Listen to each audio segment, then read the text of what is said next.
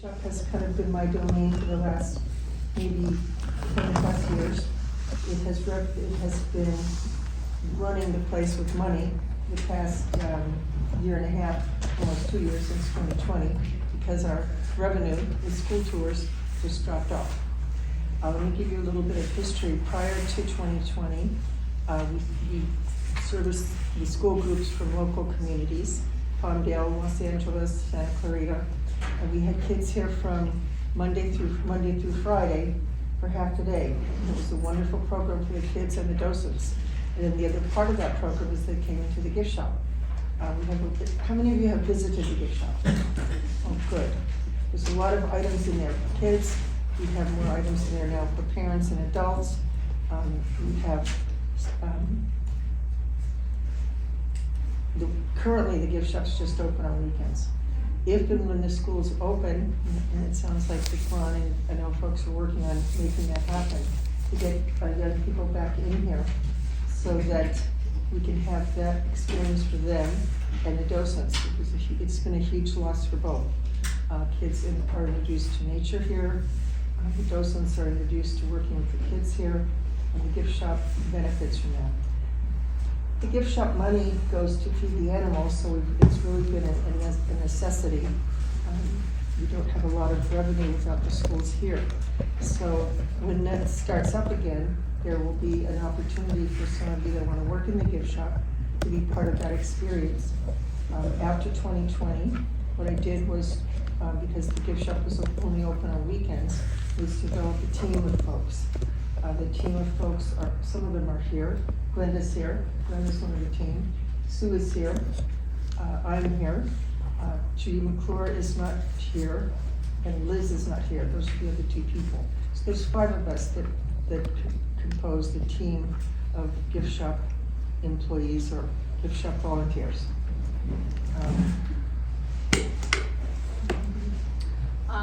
Recently we brought in electronic payment, which has been a huge thing for revenue in the gift shop.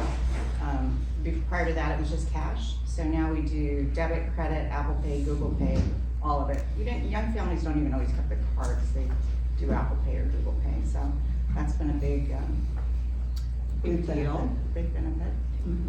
When kids would see the check sign, check or cash in the gift shop, check or cash only, kids would ask their parents, what's a check? So kids don't use checks, and young people want to buy a soda with credit card. So this has been a huge benefit. For the last maybe 5 or 6 years, I've investigated having that happen here, but because reception is so poor here, it's been very difficult to get it. Reception has changed. Sue and her husband were very instrumental in getting that set up here, and it's been a huge benefit. Yes, sir. Is there gonna be an online store where people could buy items? was just thinking the same thing. Would you like to put all those products online and have them? Actually, Ron and I had that conversation. If you're open to that, yep. Eventually, that will be a good idea. I mean, that could happen. Technology is moving much faster than my brain moves, but there are people that know how to do that, and we're open to suggestions or ideas.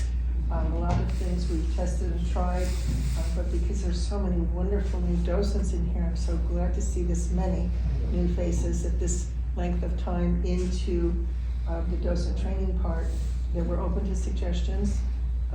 See me, you'll have my phone number and my text number on your list. I will be back, I hope, by the end of March. I had a little fall in January and fractured my hip, and so I've been incapacitated and have missed my opportunities and my responsibilities here tremendously. This is a marvelous, magical place for many of us, and I hope you find that true for yourselves as well. So did I leave anything? Thanks for that. No, I think you covered everything. There are some cool pieces that we wanted to talk about that are hanging in the gift shop. One of them is the original artist rendering from 1968 about, with the vision for the Nature Center. So it's kind of fun to look at that original idea and what it ended up being. It's a little bit different, but it's very nice. And Ron so nicely is letting us hang 2 vintage movie posters in the gift shop, and both of the movie posters, both of the movies have, not the entire movie, but pieces of the movie were filmed here back in the day, in the park, back in Roy Rogers' day.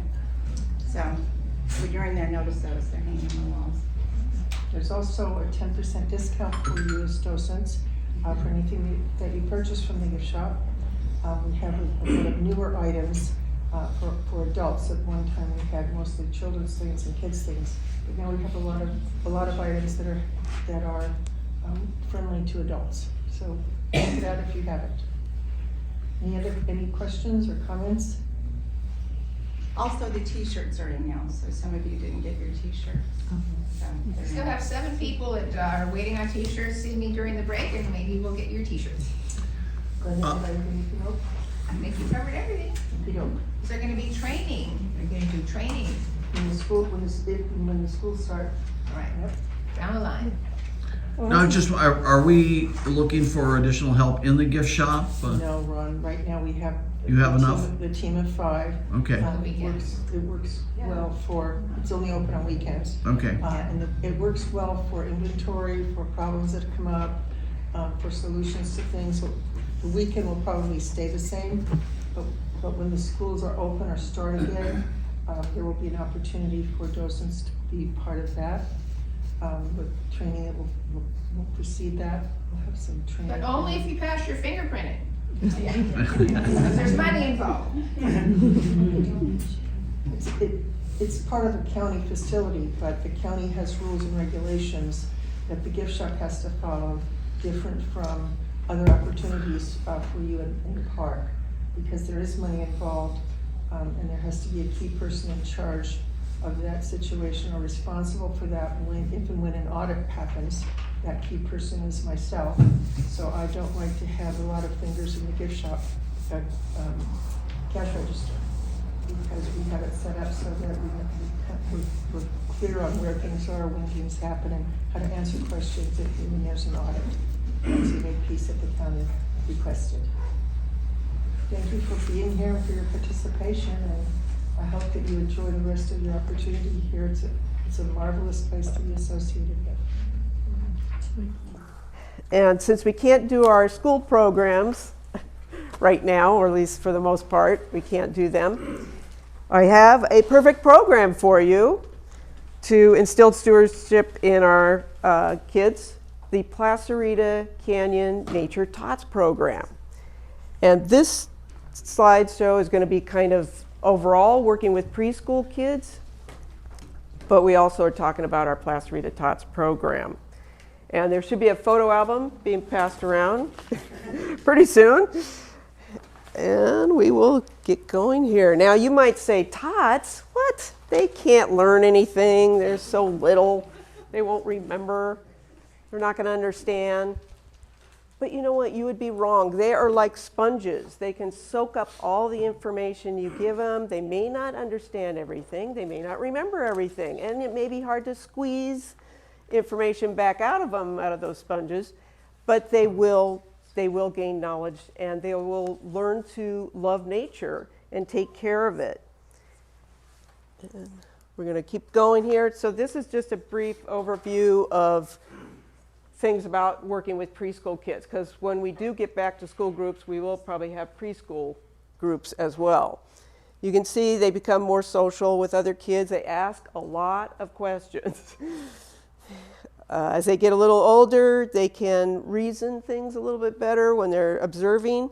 They realize there's parts to a whole. They can distinguish differences between 2 similar objects. And when working with them, just make sure you have a few different activities. That's kind of what we do with Nature Tots. We change it up a little bit. We have them move around, hands-on. Take breaks if you're outside. They can hike. They can walk quite a ways, but they'll need to take breaks. And then if you have disruptive kids, try and come up with things that will help them keep their interest so that they won't be as disruptive. Believe it or not, maybe you already know this, I was surprised to know that preschool has curriculum guidelines through the state of California. So they do have things that they're supposed to be learning in preschool, and life sciences, earth sciences. All kids love rocks. I don't understand it. Not that I don't understand rocks. I don't understand rocks either, but I don't understand the love, but they do. So just keep that in mind. And then scientific inquiry, and that's observation. And I'll tell you, I had a group of kids at another nature center. I had a group of kids. We were about to lead them on a hike, preschoolers, and there was a ton of ladybugs right by the trailhead. And they just squatted down on the ground. They're looking at the forever. And I told the teacher, our work's done. We don't even have to go up the hill because of that. They were so into observing it. So some of these may be a little different. This PowerPoint thing was done before the pandemic, but there's programs for preschoolers that they can be involved with, the weekly shows and nature hikes. I think we still have those going on, correct? Yes. And of course our monthly Placerita Nature Tots, which we'll get into a little bit more, and hopefully we get school groups back going. The animal shows, I'm not sure if those times and everything. It's on hold now because of avian flu. Oh, that's right. Okay. Well, when it comes back, this will be it. You can see our kids are enjoying it. Just so it's, I'm sorry. to Sure, interrupt you. sure. The birds are the ones right now that you can't do, but I believe Glenda has done like snakes and someone else. Okay. The spiders. So. Great, great. And then hopefully we get our school groups going. And then we have the fantastic, the wonderful Placerita Nature Tots. And that is held on the second Saturday of the month at 9:30. Goes for about an hour. It's for 3 to 6 year olds. We did have it 3 to 5. Now we've done 3 to 6 year olds. And we're averaging now, coming back in person, we're averaging probably about 15 to 18 kids per program. And just keep in mind, we also have all their parents. So they're sitting in the back while they're here. Then we do all these different things. I'm going to kind of go through. I think we do a day in the life here. And I got to say, Andy in the back there was the person with the vision and the driving force to make sure we had this program, this Nature Tots program. Yes, totally. And before I get to the day of the life, I have to also tell you, we started in 2018, had quite a bit of docents and the kids coming, parents and everything. They loved it. And then COVID hit.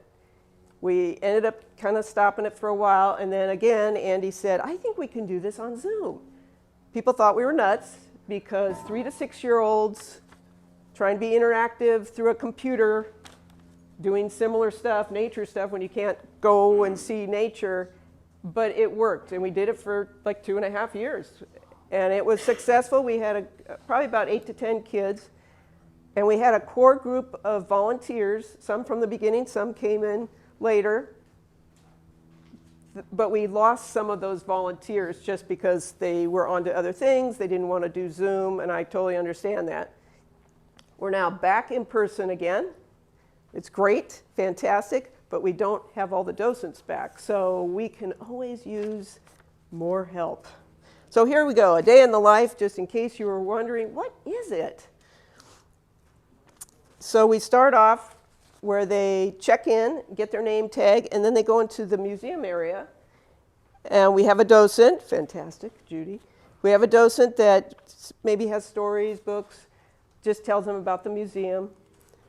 Then they come in, they sort of march in, and they can be, this one they're being bats. They can fly like a bird, crawl like a bug, usually to music. And there they are, still coming in. Got some of her. Then they sit down right here on the rug, right in front of us here. They'll sit down, the parents are in the back. And we usually see a video, short video. Well, we'll have a brief, now we have a brief introduction and a short overview of the topic, whatever the topic is. And then we'll see a video, or we might have a puppet show, might have a storyboard, flannel board. Let's see. There's our puppet show going. There's our overview. Then we always have a movement time because they've been sitting there for a while. So it's just like you guys. You probably want to get up once in a while. Well, figure 3 to 6 year olds, they definitely have to get up. And we'll maybe move like a certain animal where they're digging or they're sleeping or they're hunting their prey. This coming one on March 11th, mark that down. You can join us on March 11th. This coming one, it'll be wildflowers, the topic. So for the movement, we're going to grow like a wildflower. There we are, still moving. And then we might have another information video or another little activity. Linda back there is great at having just like a specific video that really shows whatever the topic is, shows certain aspects about it. And then we have story time, and the kids love story time. You can tell because they keep crowding the person telling to the point they're like reading the story themselves. There's Herb. Yay! He'll be up next, so you know. And then after story time, they break up kind of into groups, I guess you would say. We have 4 tables, 2 and 2, and we'll have science stuff, crafts, definitely crafts, maybe other nature activities that they can do. They can kind of roam about with their parents. They kind of roam back and forth and do that. And then we'll do a hike. Oh, we're still doing the tables. Denny. This was something, I think Denny made that. It was to show how spider webs catch their prey. Then we have outside time. Usually it's a little hike, a little walk, and it'll pertain to whatever the topic is. In this case, I think we're going to be looking for wildflowers. And all right, so I think that's kind of the end of it. We do need docents. Yeah, not quite. And some of the people here have been helping us out, but we can use some docents. Just think of it as a way to teach these kids and to continue. It's our future. They'll be the ones that then teach other kids about the environment and how to help it. So once again, we meet on Saturdays, 9:30, second Saturday of the month, 9:30. And you're all welcome. So a show of hands, who's going to be joining us on March 11th? Oh, all right, woo! Okay, and you can get some service hours, but or I think that's what we call it, right? Yeah, sign off on it. But we just as soon keep you, keep coming back. Yes, I'll have questions and see if I may. Are there other sessions in advance of each Saturday one in which you plan or? Yes, I'm sorry. I meant to say that in case you're worried, like, I don't know anything. What do I do? We first of all understand that we don't always know everything, and the kids still keep coming back. So it doesn't seem to matter, but we do a good job. So we have a planning meeting a couple weeks before the program where we go over whatever the topic is. We'll talk about objectives, the activities we want to do, and maybe who's going to do what. And part of the reason we need new docents is not only if someone can't make it, if we're kind of stuck if we don't have enough, but also because we need new ideas. We want to see what you have to say, and maybe you're thinking different than we are. We're so used to doing the same kind of thing. Maybe you've got some idea that we don't know about. So yes, we do have planning meetings. Let's see, we're not going to have a May program now because of open house, right? There's open house this time. It falls on the same. Second Saturday. Yeah, so it falls the same day. So we're not going to have a May program. So then our planning meeting will be sometime late May for the June program. Have you already had it for We already had it for the March one. in April? Right, we did. Oh yeah, April. You're right. I'm so off. Carol, if they Yeah. send an email to me, I can send you the notes of the planning meeting. Oh yeah. We can give you the agenda and stuff for. Let me see if I thought I had. No, we don't have it. We on one slide we had our email addresses, but yeah, we can send you the planning meeting notes. That kind of tells you the order that we go in and if there's something in particular. This is a great opportunity to both help in certain areas. Maybe you like science. Maybe you want to read a story. Maybe you like to lead the hike. It also is good. You can learn to lead certain activities. And once again, with the little ones, you don't have to be perfect. You don't have to know the scientific name of this flower. So that's a good question there, yes. Could we arrive before 9:30 if it starts at 9:30? Yes, if you can get here 9:15 would be great, because you can help us set up, you can help just figure it out. One of the things, we had kind of a rowdy group, and I want to say, we had people here for the February one from you guys. It was great, you guys helped out a lot, I hope you continue. But we did have some kids who were a little disruptive. I mean, that's going to happen practically always. But we were trying to think of ideas of how to, like, attention getters, so that they're not so disruptive, and we can, clap once if you hear me, clap twice, that kind of thing. So we're going to do that right before we have the program. Besides going over the program, we're going to kind of say, hey, anybody got good ideas? Like right now, I should do something to keep everybody quiet. Yeah, it's always a problem. I know, it's with adults, it's a problem. So any more questions? Yes. So the parents have to sign up in advance? Yes. A limit of 20? We do have a limit of 20, and we used to be right at that, but now just coming back, we've been back now since September in person. So we haven't quite made it to there, but we're close. John Whitaker is the one who kind of keeps track of the names. Yes. Yeah, Carol, my understanding, if I remember correctly, the animal show, if we're gonna have it again, was second Saturday, 10 a.m. You guys tots are second Saturday, 9:30. No, we were No. the first and the third. We were the first and the third. Yeah. Okay. Yeah, they don't, I think the only thing that did conflict at all was, what do you call it here? Yeah. No, my other place, we call it Junior Docents. They used to have that. That kind of conflicted, but that Junior Rangers, I think that was the only thing that kind of conflicted, but it wasn't the same age group. So, yes. If you get more than 20, do you ever take more than 20 and divide them and put them in the other room? No. Yeah, we just, because they're supposed to sign up ahead of time, so we kind of know and put them on a waiting list, because sometimes we do know if people drop out beforehand. If they tell us, then we can put them in. I don't know who. Where do you sign up? What is it's on the website, it says it. Well, yeah, go to placerradio.org, but there's an email address, and it's like specific. And then we just take in the order. We start the first of the month for that month. We start taking signups. I'll bring back. Yes. If the class isn't full, do you take walk-ins? Yeah, Or they have to be signed up? I think we do, right? Yeah, we've taken walk-ins. Good question. Good questions, everybody. You're terrific docents. Yes. You mentioned Junior Rangers. Uh-oh. And another place. Where's that other place? Oh, no, it's here.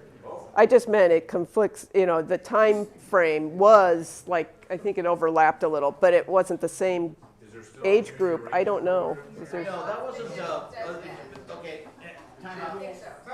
Junior Rangers was not a PCNCA program. okay. That was a county program, and Frank Hoffman was in charge of that, but I don't think he's doing it anymore. And that's, something, another point of confusion. The county does have some programs, Oh. and we have some programs, but that Junior Ranger was not one of our programs, PCNCA program. See, I learned something. Very good question. All right. Thank you very much. Is there, wait, we have another question. I won't ask it. Was there ever a thought of doing this during the week, or is it because the school trips are usually? Well, here? you're right. It was mostly because the school trips were here. We would not been able to do it. I don't know. I mean, maybe we have to make sure we have the docents. If we could do it during the week, on a weekday, because that age group, some of them are in Maybe, like, I preschools was elsewhere, thinking, like, a but mommy and me kind of right, thing, where right. it's like trying to find things to do with your kids. right, Why not yeah. do nature? We can explore that idea. Wait, Andy. But we have thought about doing it twice a month, but not now. We have? Oh. Yeah. What? It was up there, but she didn't. Yes. Do you ever encourage them to come in costume if you're doing an animal? Yeah, not really, right? Some have, but encourage them to come in costume if it's a certain animal. I don't think we have. I survived the term paper, I survived the final exam, I'm sure you all will too. One of the things I love about being here, especially taking kids around, is just being able to teach them about nature in general and nature specifically in Plaza Rita and what's going on in this canvas and in this ecosystem basically. But the other thing is every time I go out there I learn something, and that's really important to me. But almost every time I'm out there with kids, somebody's going to say, what kind of bird is that? Or what kind of flower is that? And you know, you're learning a tremendous amount. And 9 times out of 10 I can answer the question, but there are times when I can't answer those questions. And that's when I turn to our Docent library. So, inspired by the Nature Tots, it's movement time. We're going to take a field trip. We're going to visit the library. It's a long walk, but you've got to get in shape for hiking. So follow me. We're going to walk back into the Docent Lounge. General topic. You can see the little green stickers and the names. We've got plants, birds, insects, arthropods, amphibians, reptiles, animals, natural history, geology, general interest, and children. Children is used a lot by the Nature Tots. There are kids' books there, and they keep some of their materials here. There are specific reference books. So like I was saying, when I have a question, I can pull out something like Wildflowers of the San Gabriel Mountains and look for a plant identification. I can even find things like healing with medicinal plants. So it's not all just you know, specific reference materials. It may just be a topic that you're interested in. But for something like you know, a definite reference question, here's a Field Guide to North American Birds. If you see something out there you don't recognize, you can look at any of these reference books. Down here in natural history, some of these categories are sort of broad, so they're not always immediately obvious, but like here's Hike Los Angeles. So that's something you may just want to pick up on your own, not specifically related to Plaza Rita, although we do try to keep the focus in most of these categories on Plaza Rita. Everybody's eligible to check out a book. You can use it, of course, in the building, but if you want to take one home, this is our checkout. It's all on the honor system. You just put your name, the title of the book, the date you took it out, and then when you return it, you write in the date you returned it. I check this occasionally. There are no fines, but if you've had a book out for it's getting on to like 9-10 months sometimes, I will maybe give you a call or send you an email. So all you have to do is sign in the book. There are some other things here like PCNCAA procedures and forms. So if you've got questions about specific policies of the Docent group, you can find that here in the library.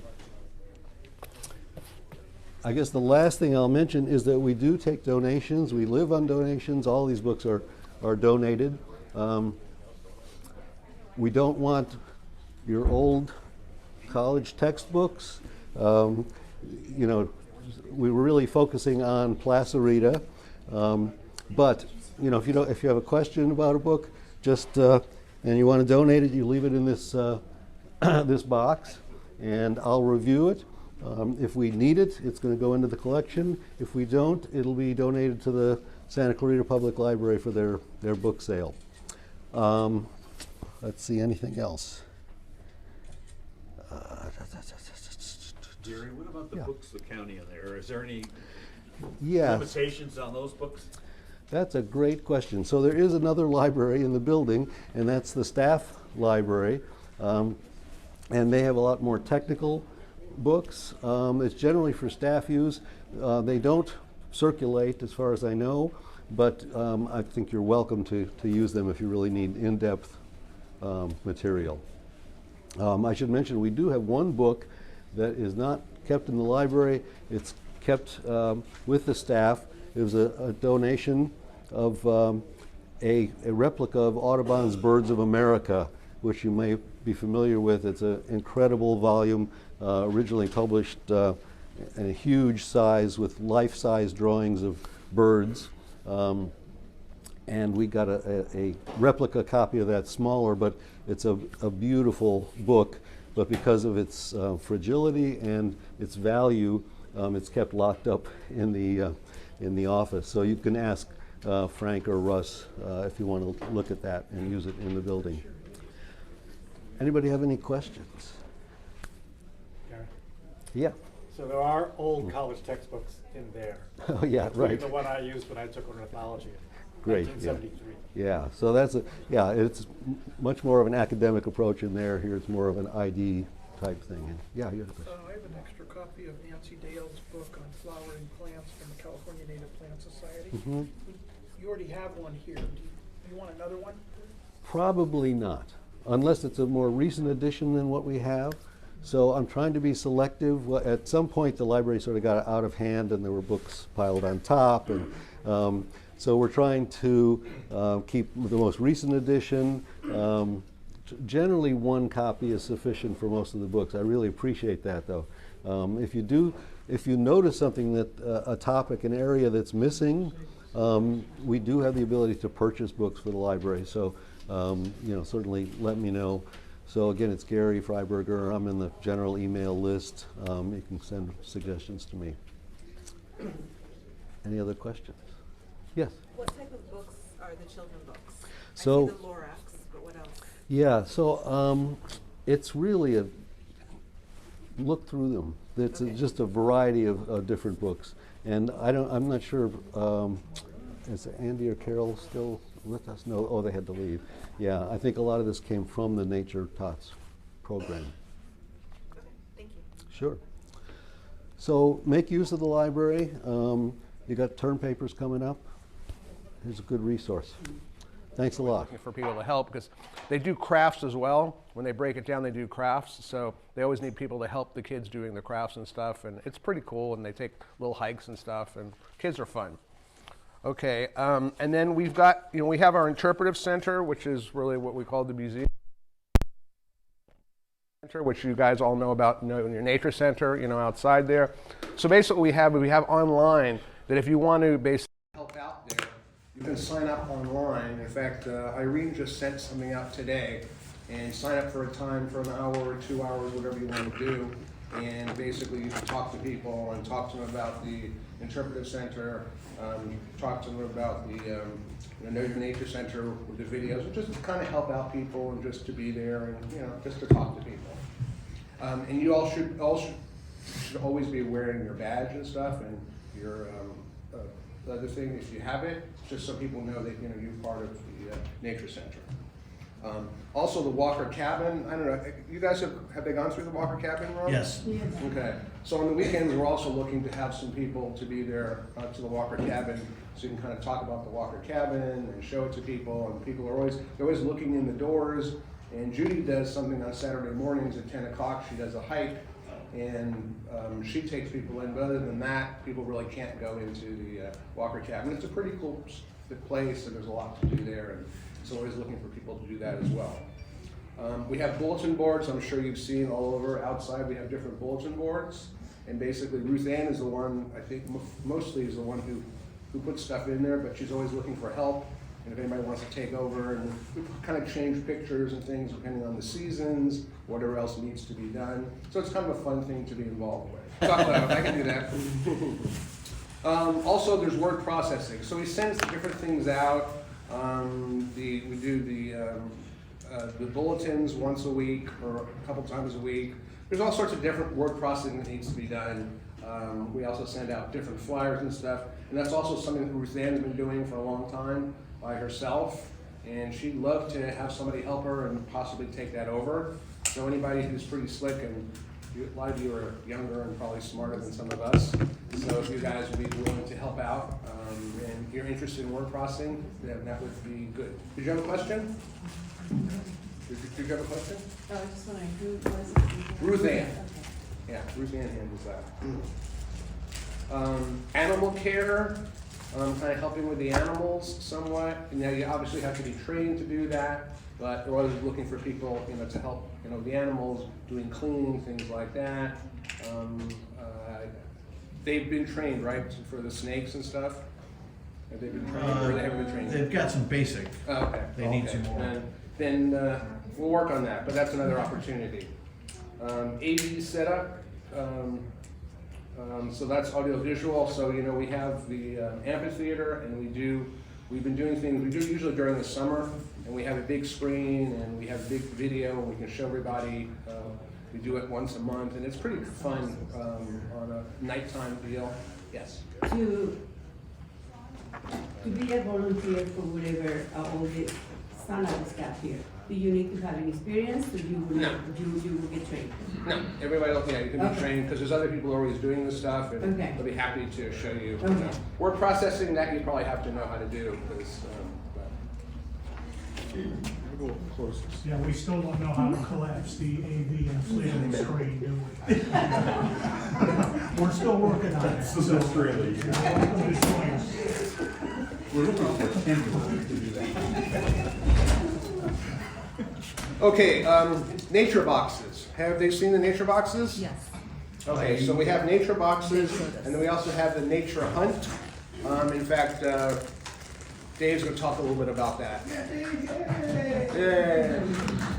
That's what we have is we've got 8 different nature boxes. Come up here, so we can put your. We have to yell. Yeah, we got like 8 different nature boxes that we can bring out. There's a variety, it covers a variety of things. Most of them are down here in the cabinets in here, or in the classroom in the back. Some of the new docents showed up the last few Saturdays and got a box out and learned how to use them. They're very easy to use. You can't do anything wrong. There's notes inside them that kind of tell you how to set them up. But I will be here on Saturdays for the most part. If you want to come on a Saturday, set one up, great. I can sign your activity sheet on the back of your card. If I'm not here and you want one, see Monica.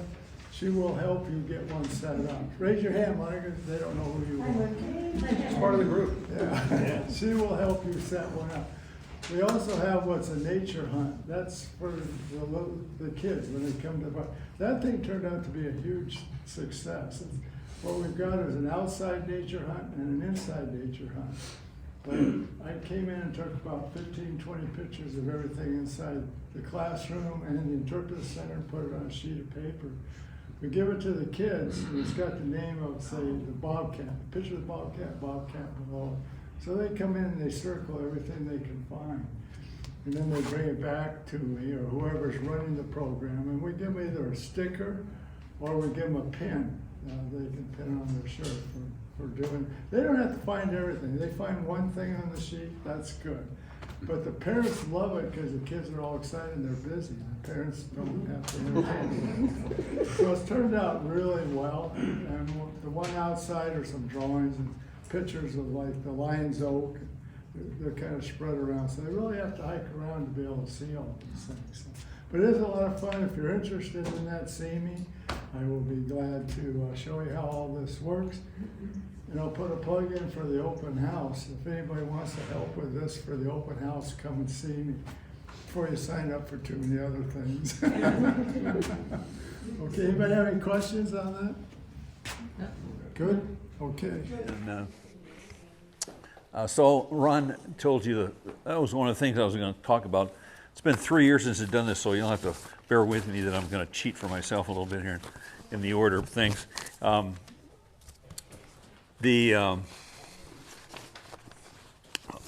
You've got a lot of information thrown at you, and you might be sitting out there wondering, how in the world am I going to translate this and pass it on to 8, 9, 10-year-old child?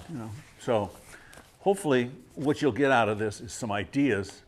You also can plan on doing this if you want. This is kind of an optional thing. If you're interested in doing this, I've got a script here which you could take a copy of and kind of change it to whatever way you want. There's a few important points that I'd like to get across today up here. They're listed up there on the right. I don't put that up there when the kids are in here, but these are the kind of things that I want to try and get across to interact with the kids. And so the whiteboard offers these ideas. And thanks to Ron's wife, who painted this up here, beautiful Picasso type of thing. Keep something in mind when kids are here. They're happy. They're really happy. You'll never see happier kids than when they come here. Some of these kids, you know, they don't know a tree from a Cadillac, you know. So they come up here and they're exposed to things. They'll ask questions, you know, what time we turn the stream on, you know, kind of thing. So it's very rewarding to work with kids like that. The whiteboard, and now you're going to put your ancient history hat on, is reminiscent of the food web, which you probably remember when you were this big.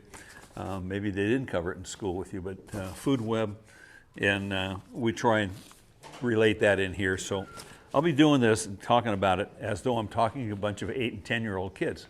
So if you want to act like an 8 or 10-year-old kid today, you're welcome to do that. And you can ask some bizarre questions, because we get lots of bizarre questions, you know. The stream, one kid, Bill here was showing a snake. He's doing his little dance, you know, and the kid says, "Hey, mister," what did he ask you? Is it okay to kiss it? Yeah, and would you tell him? I'd start with candles and wine. Yeah. And he'd have to buy it dinner. So the kids were all like, huh? And the parents were all rolling in the aisles, you know. So and had another day, the kids, you talk about all this in here, and I said, make sure you go home today, kids, and tell your parents, talk to them, and tell them that you learned everything about the birds and the bees. Got it? Birds and bees. Go home and tell them that. So can you imagine the conversations that went on when those kids got home? I don't know. It must have been interesting. So you got to ask questions of the kids. A lot of those. It's ask them questions, get them to give you answers. They have questions. You got to give them a simple answer. Yeah, Dennis. Hey, Jim. I'm wondering, are those words typically new to the kids? Do you have to define them for them, or they teach already done that? A very important point. Definitely could be very familiar to some kids, unfamiliar to others. You have to appropriately talk to kids in their age categories. You know, you're not going to talk to a 7th or 8th grade kid like you would a 1st grader. Hopefully, the 1st grader will know more.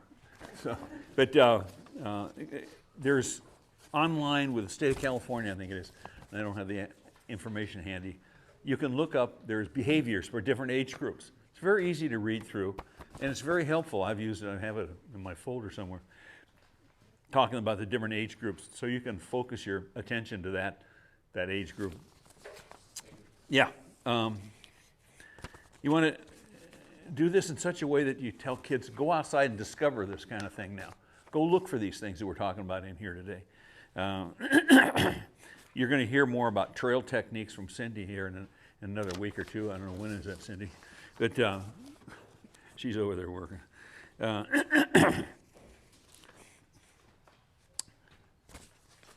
Okay, so let's get started here. So I say to kids, good morning. There you go. Okay, let's talk about what you see around here. First thing I do is I walk around the room here, and we'll talk about the animals, the different taxidermy, that we don't kill animals, we don't go shoot them. We don't like to refer to them as being stuffed. They're filled with foams and fillers, but they were real animals. They died naturally. The only one that's not real is the condor, as you probably well know. That was a man-made or woman-made. I'm not sure which. I think Olivia did that. The diorama up here you can utilize. I'll explain to kids the difference between the chaparral in the background, the riparian zone down here in the water, and the oak woodlands. Where are they hiding? Over in there. And so you've got a built-in movie screen here to talk to animals and scenery for kids. So utilize it. We spent, what did we spend, Rod? $1 million doing this? Something like that? A lot. I know it was somewhere upwards of that, but anyway. So kids, energy. What is energy? Anybody got any ideas? What is it? Fuel. It sure is. So when you eat your cornflakes, you feel pretty good, you know. And so that's an energy. So where does the energy come from in the world? It comes from somewhere. Where's the main source of the energy? The sun. The sun is our main source of energy. So the sun is providing all this energy, and the sun emits down an energy, and energy can come to you in many ways. You're walking on the sand at the beach. What are your feet doing? They're doing a dance because it's too hot. All that energy's come from the sun to the sand. And by the way, what is the sun made out of? Anybody know? Now remember, you're 8 and 10-year-olds. You must know these things. Fire, yeah. Gas, yeah. It's not burning green cheese or blue cheese, you know, or Swiss cheese. It's gas. So the gas is burning. It's providing all this energy. And in this board presentation, we always use this symbol here for kids. This is energy. So we've got an energy coming down here. And when we put that up there, I tell the kids to say, energy, real loud. Well, we won't do that today. It's kind of annoying. So anyway, so that comes down, and it comes down to the earth. And at the same time that goes on, we have, what happened to it? Oh, something there. We have different things in our forest out here. And by the way, they had the movie all wrong.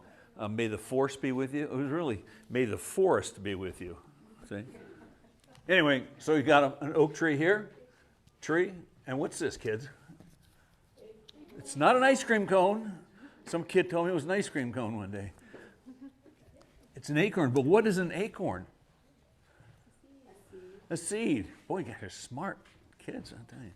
And so you've got that going on up there. And as the seasons go by, the acorn gets ripe, or gets mature, falls off of here, hits the ground, blam. And it sits there, and how does it get into the ground? Or how does it get moved around? Anybody got any ideas? How about an animal? The weather? I don't have my bird prop here. Oh, well. Scrub jay, we used to use that and drag it over here. Pounds it into the ground. Boom, boom, boom, boom, boom. He's saving it for next year, right? Actually, he is, or she is. And he's not doing it because he decided to grow a new oak tree. So that goes on. And what's the next thing that happens in our world out here? We have some air, of course. We have some big dark clouds and white clouds. And what would come out of those dark clouds? Snow, yeah. We had snow yesterday at my house. I'm going, it got to be crazy. Every day it was there. I'm going, I'm not going out there and dance around in the snow again. So we get some rain coming out of this. And you can talk, depending on the age of the kids, you can talk about the science of how this is full of water and it's absorbing and so on and so forth. But little first graders, it'll put them to sleep. So the water comes down there, and they know this. What happens next to that seed? It gets down into the ground here. It's got a lot of nutrients in the earth here because the sun has brought it down in here. And these are providing a source of energy, right? Coming down here. So it gets to the seed. What's the first thing the seed does when it gets ready to go? It's going to grow roots. Kids talk about it, they say, oh, it pops out of the ground. I'm going, no, grows some roots. So it's growing its roots, and then it comes up here, grows a seedling. And this plant, while this is going on, is pulling all this energy out of the ground into the plant, which started from the sun coming down here.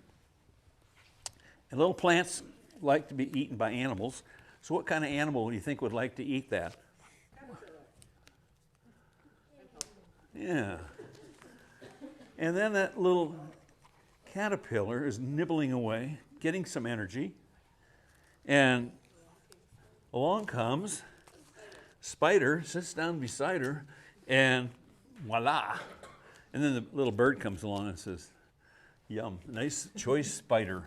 So they're all getting energy, it's transferring around through here, and their energy transfers through the forest, through us. That's something I'd like to impress on the kids. You know, if I have David here smile at you, go ahead. Look at the smile she got. She got an energy from him, and then he's smiling already, see?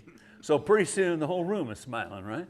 So I tell kids, I said, you know, when you come to school, smile. Smile at your friend, and pretty soon the whole school is going to be smiling, and your teacher's going to be happy, and you're going to have a good day. On the other hand, if you come to school, your dog ate up your homework, you know, you're like this, you're going to promote a downward sense of energy, and it's not going to be a great day, maybe. So energy goes through us. Just like if he pushes on her, she ends up pushing on him, and he goes flying off into your lap, you know. So that energy is, and I said, kids, how'd you get here today? The bus. And he says, what? How'd the bus do that? Oh, I don't know, it just drives, you know. He answers, and I said, no, it transfers gasoline into the motor, transfers that energy, it turns the wheels, and and here you are. So energy comes in many ways, and your dog or your cat, a lot of us have those animals. You know when your dog is upset. Your dog knows when you're upset, you know. Your cat knows you're upset all the time because they're just gone all the time, right? So dogs and cats and animals sense what's going on in our life, you know.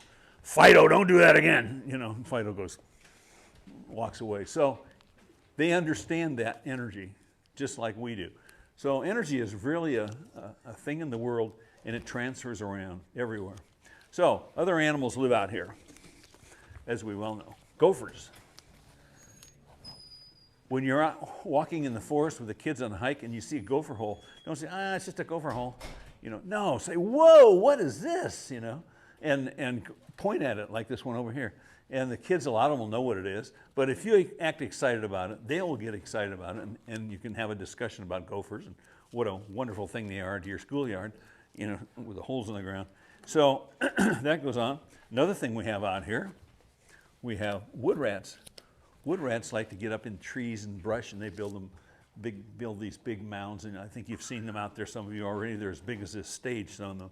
So these guys are out there living and getting some energy. And so along comes another animal, little old snake here, and he goes down there. He senses this guy, goes down there, pulls him up, eats him. This little guy here, he's flying around. There he is right here, red-tailed hawk. He flies around, he sees that snake down there, lunchtime, grabs the snake, brings it up here, chews it up, eats it up, tears it apart. He's getting some of that shared energy, bring it up here. And at the same time, we have another critter out here, the highest in the food chain. What do you think that is? Cat or coyote? So the coyote lives out here, and he's out here sleeping along, resting. He's just had a wonderful lunch of maybe a snake or a gopher, or, you know, bird, or he'll eat anything. They eat anything. And it's a windy day. The branch up here is blowing around, comes down here, lands on the poor coyote. Bam! He's dead. He's out. So what happens to him? You know, I'm looking. The what? So he becomes one of our. Yeah, he becomes one of these guys here, and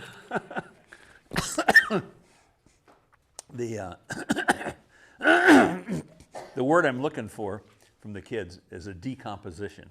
So depending on the age, they'll know that word. So he decomposes back into the earth, and what's he doing? He's providing energy back the other direction, back into the earth. And the tree is pulling that energy back up. And by the way, this is another one. Did you guys already cover this? I won't bore you with it. So this is decomposition through fungus, bacteria, and insects. And the kids, you pull that out of them. Well, what does this B stand for? And they'll get it. A lot of them already got it. So little termites up there, and he's eating the tree that fell down. So this all circulates around. All circulates around. And what happens here, kids? It starts over again. So the cycle goes around. And where are we in this big picture? We're in this big picture as part of these down and through, all of them actually, aren't we? We're in the ecosystems, the ecology and environment. So we're back over here behind the tree, but what's our job? Anybody got any ideas? What's our job in this whole? The what? Not mess it up. Not mess it up. And we're doing a fine job of that though, aren't we? So our job is to protect it and make sure that it stays that way. I tell the kids, hey, this weekend you and me are coming down here and we're going to collect all the acorns. We're going to collect them all, just hundreds of them all over.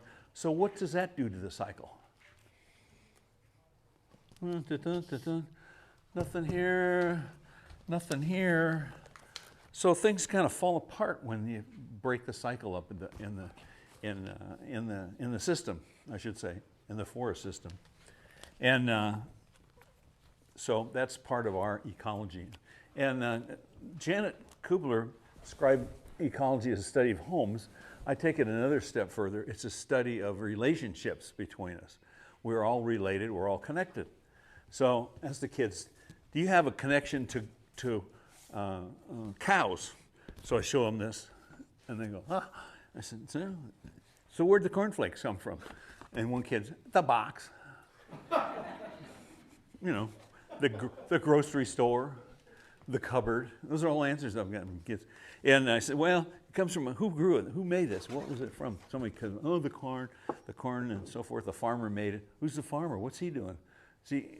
How's he grow in the ground? He pulls a plow along, and he has a tractor, and he puts a seed in the ground, and it grows up, and he picks that, and he grabs that, and sends it to a factory where they grind it up and process it, grow some strawberries out here from Ventura, and they put it in a bowl. The bowl made by somebody in another part of the world, made out of products out of the earth. So these are all connected. So if you eat that cereal in the morning, you're connected to a lot of other people in the world. and the I lost my thought. Anyway, it's a connection between us and the world. We're all connected. John Muir, that's what I was trying to remember. John Muir said that. Everything is connected to everything else. So you'll probably read that in the book somewhere. Now, depending on the age of the kids and so forth, you can also talk about